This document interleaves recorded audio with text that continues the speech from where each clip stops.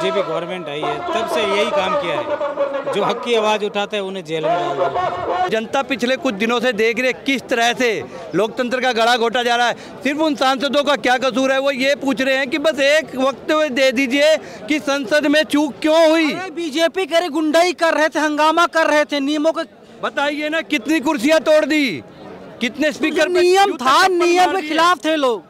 हम सिर्फ विपक्ष ये चाहता है कि प्रधानमंत्री आके संसद में एक लाइन में एक वक्त दे दीजिए कि संसद में चूक क्यों हुई।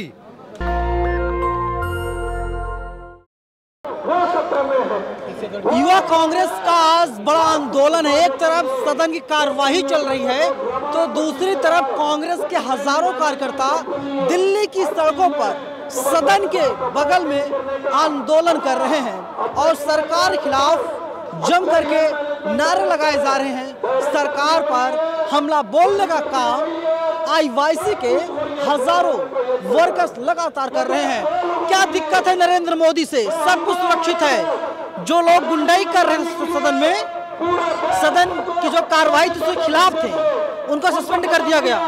ये जब से बीजेपी गवर्नमेंट आई है तब से यही काम किया है, जो हक की आवाज़ उठाता है उन्हें जेल में डाल दो, जो अपने हक के लिए बोलता है उनको जेल के पीछे सलाखों में आग डाल दो, कोई भी सवाल पूछता है तो उनको जेल में डाल दो। हुआ क्या, ये अंबानी सिर्फ और ये मोदी सुनता है तो सिर्फ अंबानी की सुनता है, अंबानी की सुनता है, उन्हीं का काम करता है। ये देश के लिए नहीं है प्रधानमंत्री, ये है तो अंबानी अडानी के लिए है। ये दूसरा किसी के बारे में कभी भी देख लो आप, 2014 से जब के बाद आए हैं ये, तब से भी बहुत सारी घटनाएं हुई हैं, जितनी भी वो सब देश के खिलाफ ही हो रही है। कोई देश के अच्छा क्या हुआ, बेरोजगारी इतनी बड़ी है, कोई रोजगार दे नहीं रहे हैं। आज यहाँ युवा इकट्ठे हुए हैं तो रोजगार को लेके हुए हैं, कहाँ रोजगार है? अभी आपने देखा रेलवे में कितने एम्प्लॉय कम है। ये सरकार जो है युवाओं की सरकार है, मोदी जी कह रहे हैं। युवाओं की सरकार होती, नौकरी देती युवाओं को, युवा रोड पे क्यों आते? क्या युवा वो जो साक्षी मलिक वो युवा नहीं थी क्या, जो देश के लिए मेडल लाई? तब तो आप उनको पहनाने के लिए चले गए थे। जब इस टाइम जब वो अपनी आवाज़ हक की आवाज़ उठा रही थी तो वो जेलों के पीछे, सलाखों के पीछे, रोडों पे घसीट रही थी, तो ये युवा नहीं थी क्या? वो ये युवा कह रहे थे कि हम 2 करोड़ नौकरी देंगे, तो वो मिली क्या? मिली? आज तक नहीं मिली ना। तो वही सवाल जो युवा उठा रहे हैं, आज यहाँ इकट्ठे हुए, यहाँ परेशान हो रहे हैं। युवा कोई खुश है क्या? या रोडों पे आने से खुश हुए क्या युवा? देखो, बेरोजगारी के लिए राहुल गांधी जी ने यात्रा की है बाहर जोड़ो, वो यात्रा क्या सही एक छोटा काम है क्या यात्रा का? बीजेपी कह रही राहुल गांधी पप्पू है। पप्पू तो मोदी है, वो तो पप्पू मोदी है, दिखा उनको रही है, दिखा उनको रही है। अगर मोदी होता, कोरोना आया था, पप्पू होता तो उस टाइम कोरोना के पहले ही इन्होंने सावचेत कर दिया था कि आप सावचेत हो जाओ, नहीं तो ये पूरा विनाश हो जाएगा देश का। उस टाइम बोला था कि प्लान बंद कर दो, ये क्वारंटाइन करना स्टार्ट कर दो। क्या उस टाइम यही सोच रहे थे कि ये क्या सोचेंगे? और नोटबंदी के पहले भी उन्होंने बोला था राहुल गांधी जी ने। पप्पू वाला देखो फैसला किसने लिया था, जिस टाइम नोटबंदी हुई थी उसी टाइम बोला था राहुल ये फैसला गलत होगा। ये एक बात बताइए, सदन में जो लोग घुसे थे, जो युवा घुसे थे, राहुल गांधी उनके साथ हैं। राहुल गांधी साथ युवा क्यों घुसे क्यों? युवाओं को कहाँ जरूरत पड़ी है सदन के अंदर घुसने की? घुसपैठ कर घुसेंगे। घुसपैठ मोदी नहीं भेजे हैं उनको, भेजे किसने है? वो इनकी इसीलिए वो कार्रवाई नहीं कर रहे हैं। अरे मोदी ने कैसे भेजा? तो कौन भेजेगा? तो किसके हाथ में है सरकार? अभी सत्ता किसके हाथ में? राहुल गांधी के हाथ में है क्या? किसके हाथ में है? खड़गे जी के हाथ में है? किसके हाथ में? योगी मोदी के हाथ में, मोदी भेजेगा। उसकी अगर नहीं संभल रही है सरकार, छोड़ो ना फिर। आपसे संसद नहीं संभल रहा तो छोड़िए उस पद को, क्यों लेके बैठे हो? आप दूसरों पे डाल रहे हो। संसद सुरक्षित है, मोदी जी है तभी संसद सुरक्षित। वो कहाँ से आए फिर? इसीलिए तो कह रहा हूँ मोदी जी नहीं भेजे, सुरक्षित है तभी। सुरक्षा करवाने के लिए भेजे उनको अंदर, किसने भेजे? संसद किसके हाथ में? सरकार किसकी है? सेंट्रल में किसकी है? केंद्र सरकार किनकी है? अभी कांग्रेस की है क्या? बताइए आप, कांग्रेस की है? बताइए ना आप। कहा जा रहा है जो आरोपी घुसे थे सारे कांग्रेसी हैं। वो सारे बीजेपी हैं, शर्मा जी है, सभी शर्मा जी है। पीछे देखे आपने, शर्मा जी है सबके लगते हैं। आप पहले बायोडाटा उठाइए उनका, फिर आप बात कीजिए क्या हो रहा है। ये सब और मोनोपोली है। ये लोगों को बेरोजगारी, युवाओं को है ना बेरोजगारी से भटकाने के लिए है मुद्दे सब। कोई भी आवाज़ उठाए उनको आवाज़ भटकाओ। एक मैं आपको बात बता देता हूँ, जब बच्चा घर में होता है ना, आप कब तक उनको गोली देते रहोगे? वो कह रहा है मेरे को पेंसिल चाहिए, आप उठा के उसको ऊपर बैठा दिए। बांट रहे हैं आप, शर्मा कह करके जातियों में बांट रहे हैं आप। मेरी बात को अब मैं जवाब कह रहा हूँ। लोग बेरोजगार रोजगार मांग रहे हैं, युवा दे रहे हैं क्या मोदी जी? पकौड़ा तलिए ना, बोल तो दिया मोदी ने। खाएगा कौन पकौड़े? पैसे नहीं होंगे जेब के, रोज जब पैसे नहीं होंगे जेब के पकौड़े खाएंगे कैसे? कैसे खाएंगे? कैसे फ्री में दे देंगे क्या? फ्री में बांटेंगे? फ्री में बांटेंगे क्या?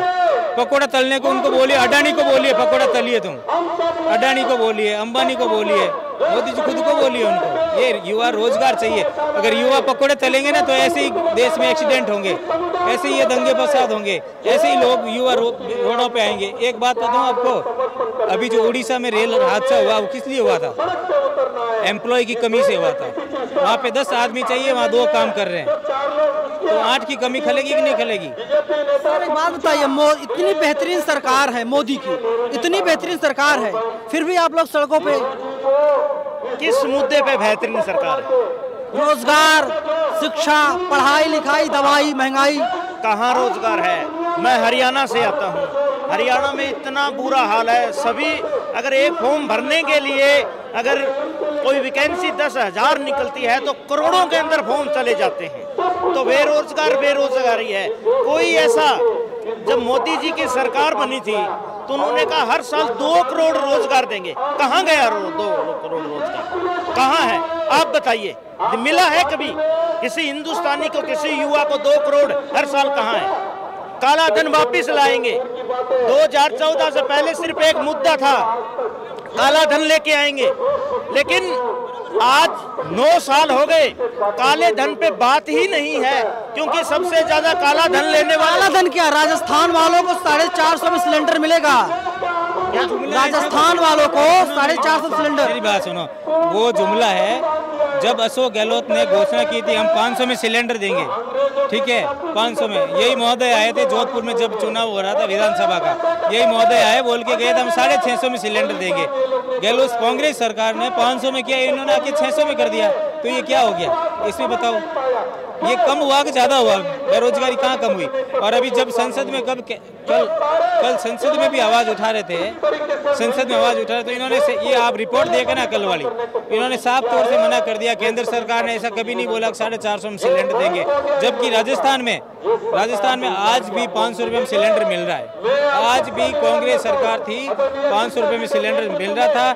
और एक बात और बता दूं आपको, जो गहलोत सरकार की 25 लाख थी चिरंजीवी योजना थी, मुख्यमंत्री चिरंजीवी बीमा योजना, उसको गवर्नमेंट ने बंद कर दिया आते ही। आज SMS हॉस्पिटल जयपुर में जाके देखिए, 25 लाख तक का बीमा था, उन्होंने बंद कर दिया। ये क्या जनता की भलाई है क्या? ये भलाई है जनता की? जो 25 लाख तक का फ्री बीमा दिया था तो वो बंद कर दिया, ये भलाई है? नहीं, क्या है? अरे महिलाओं की सुरक्षा की जा रही है। महिला क्या? ये मैं कह रहा हूँ, ये पहलवान थे, वो महिला नहीं है क्या? ब्रजभूषण कौन है? तो मोदी खिलाफ, बीजेपी खिलाफ बोलोगे तो किसके खिलाफ बोलेंगे? तो मोदी कौन है? क्या है मोदी इस देश का? मोदी युग पुरुष हैं। युग पुरुष किसका युग पुरुष है? देश का। अडानी का युग पुरुष है, वो देश का नहीं है। देश का होता, देश के बारे में सोचता, देश को बेचता नहीं। महापुरुष थे नरेंद्र, सवाल सुन लीजिए। महात्मा गांधी देशभक्त थे, तो देश उन्होंने आजादी दिलाई है। मोदी जी महादेशभक्त हैं। महादेशभक्त अडानी का है, अंबानी का। हम कहाँ मना कर रहे हैं? अडानी का है, अंबानी का है, यह देश की जनता का नहीं है, वो उनका है, अडानी अंबानी का। नफरत क्यों है मोदी से इतनी? नफरत खुद मोदी फैला रहा है, मोदी खुद नफरत फैला रहा है। जनता खुद को नफरत है मोदी से, जनता को नफरत है, हमें भी है, जनता को भी है। मोदी, अगर ये आप देख लेना, 140 करोड़ की आबादी है देश की, सभी लोग मोदी से प्यार करते हैं। 140 आप वोट परसेंटेज देखा उनका? आपने देखा वीवीपैट का क्या हो रहा है? अभी जब पहले दिन वीवीपैट का आया था 63%, 63.67% था वोटिंग का। फिर जब दूसरी बार इन्होंने जब घोषणा की थी, दूसरी बार वापस निकाला था, तो 76 कैसे हो गया? 10% कैसे बढ़ गया? वोटिंग बढ़ रही है अंदर, ईवीएम के अंदर पड़े बढ़ रही है क्या? आप सवाल पूछिए ना उनको, किसी को पूछिए सवाल बीजेपी वाले से, पड़े वीवीपैट इसमें ईवीएम में से वोट कैसे बढ़ रहे हैं। सर मोदी जी कह रहे हैं कि 24 में 400 पार। ये हो सकता है कि मोदी जी से देश की जनता प्यार नहीं करती, ईवीएम प्यार करता है। ईवीएम से आप ही लोग लेकर आए थे ईवीएम को? नहीं, ईवीएम हम नहीं लेके आए थे। ईवीएम मोदी जी ने, जब हमारी ईवीएम थी वो स्पष्ट थी, उसके अंदर भ्रष्टाचार नहीं था, लेकिन बीजेपी सरकार पहले बोल देती है ईवीएम की है। अभी इंडिया ने जो प्रस्ताव रखा है ईवीएम खत्म करा के चुनाव देखिए, कौन किससे प्यार करता है ये सारा देश बताएगा। क्या होगा 24 में? 24 में इंडिया जीतेगा। जो इन सभी सांसदों को चुन के भेजने का काम करती है वो जनता है। तो जनता पिछले कुछ दिनों से देख रही है किस तरह से लोकतंत्र का गला घोटा जा रहा है।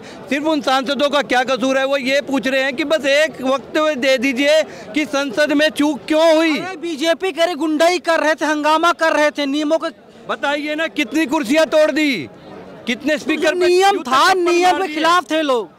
हम सिर्फ विपक्ष ये चाहता है कि प्रधानमंत्री आके संसद में एक लाइन में एक वक्त दे दीजिए कि संसद में चूक क्यों हुई, क्यों महंगाई कम नहीं हो रही है, क्यों भ्रष्टाचार बढ़ रहा है, क्यों मोदी जी कचरा साफ कर रहे हैं। अभी मोदी जी कचरा साफ कर रहे हैं 70 साल का। कचरा साफ करिए ना, बेरोजगारी का कचरा साफ करिए, महंगाई का कचरा साफ करिए, भ्रष्टाचार का कचरा साफ करिए।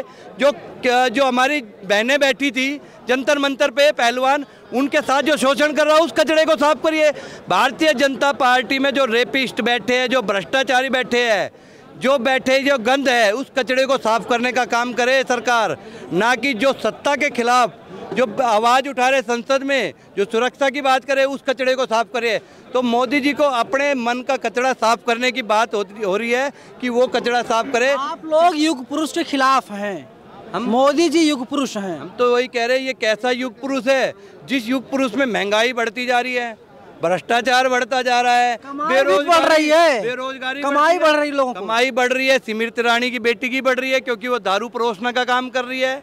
बीजेपी के अमित शाह के लड़के की कमाई बढ़ रही है क्योंकि वो बीसीसीआई के उसके लिए संविधान बदल दिया गया है। अनुराग ठाकुर की कमाई बढ़ रही है। जो कमाई बढ़ने का जो काम है वो भारतीय जनता पार्टी सांसदों का और उनके बच्चों का कमाई बढ़ रही है। लेकिन जो देश भारत माँ के बेटे हैं, युवा हैं, जो गृहिणियाँ हैं, उनकी कमाई के बारे में, किसानों की कमाई के बारे में कोई नहीं। क्यों हमारे प्रधानमंत्री कहते थे किसानों की आय दुगनी करूँगा, 2 करोड़ रोजगार दूंगा, भ्रष्टाचार कम करूँगा। देश को छला गया है, जो जुमला दिया गया है उसको 2024 में देश देख रहा है। और कांग्रेस पार्टी का एक दृढ़ निश्चय है, पूर्ण बहुमत में सरकार बनाएंगे और राहुल गांधी को प्रधानमंत्री बनाने का काम करेंगे। राहुल गांधी को प्रधानमंत्री बनाएंगे, जबकि वहीं बैठक में कहा जाता है कि खड़गे साहब को देश का अगला प्रधानमंत्री बनाया जाए। इंडिया की तरफ से खड़गे साहब ही जो है कि प्रधानमंत्री पद का कैंडिडेट होंगे। पूरी बातचीत पर आप लोग हमें अपनी राय कमेंट बॉक्स में जरूर बताइएगा। कैमरा पर्सन बॉबी के साथ मैं नवीन कुमार नंदन, नेशनल दस्तक, दिल्ली।